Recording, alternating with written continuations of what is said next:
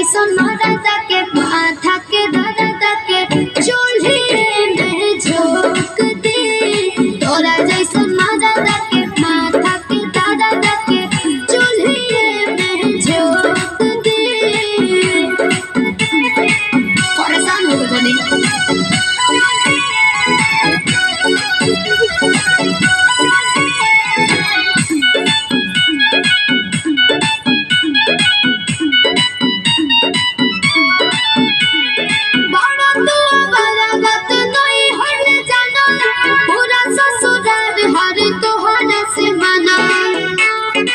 खत्म बड़ा